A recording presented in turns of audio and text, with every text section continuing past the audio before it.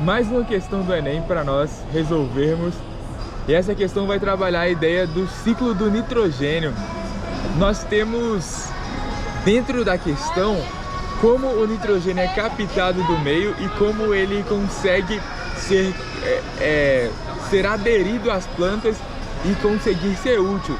As plantas necessitam de algumas moléculas, só que elas não conseguem fixar esse nitrogênio sem que ele, uma vez ele não estando ligado a outro átomo, ou seja, nitrogênio livre não é suficiente para ser captado pelas plantas. Então ele precisa passar por processos de transformação.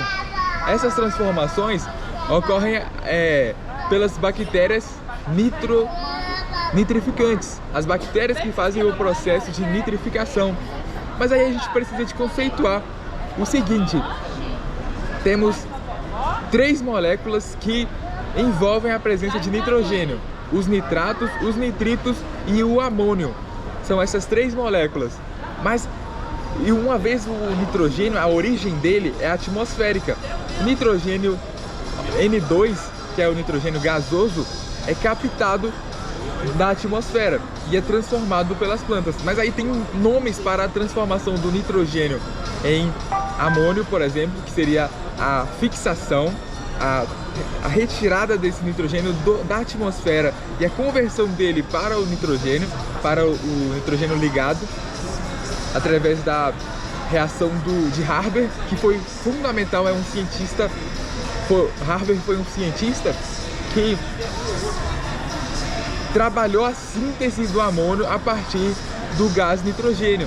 E é isso que é feito, a fixação. Ou seja, existe a via sintética, laboratorial, estabelecida por Haber, e também a via natural do ciclo do nitrogênio, em que o nitrogênio gasoso é captado através do processo de fixação. Outro elemento é quando, uma vez já no solo, pode acontecer uma transformação desse nitrogênio, desse amônio, para nitrato. E nesse processo dá-se o nome de nitratação. Amônio para nitrato, nitratação.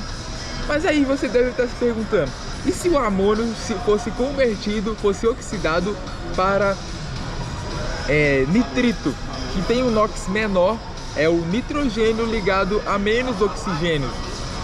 Como seria o nome desse processo? O processo teria o nome de nitrificação. Então temos essa separação, todas elas. E o processo inverso também pode ser obtido, a desnitrificação. Então, se a questão pedir como é formado amônio, você pode listar e assinalar o gabarito contendo o processo de desnitrificação, que você vai estar acertando a questão. Temos esses elementos fundamentais, mas a questão ela nos questiona a partir de outro ponto, ela pega outro viés. Existe o ciclo do nitrogênio? Sim. Existe uma série de mudança de carga, você percebe? O nitrogênio livre, o gasoso, NOx zero, ele vai ser convertido, vai ser ligado e vai ir para o estado de amônio. A molécula amônio vai ser formada. Você percebe que modificou-se o NOx? Da mesma forma, do amônio para o nitrato ou nitrito, aconteceu uma mudança de NOx, aconteceu uma mudança de quantidade de elétrons contidos no nitrogênio. Então, esse processo recebe o nome de reação redox. Mas será que isso pode ser obtido no ciclo do carbono também? É isso que é o questionamento da questão. Ele estabelece 2 imagens. Uma imagem contendo o ciclo do nitrogênio e a outra imagem contendo o ciclo do carbono.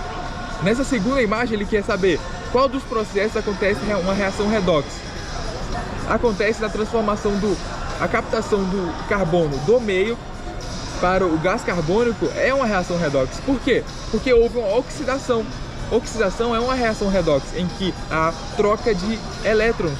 Uma molécula, um átomo recebe elétrons, outro átomo dá elétrons. E como houve a inserção de oxigênio, esse trânsito de elétrons ocorreu. É o nosso gabarito letra E, então, em que a etapa 5 é a etapa proporcional, que vai ter essa movimentação de elétrons e vai fazer-se uma reação redox ambiente.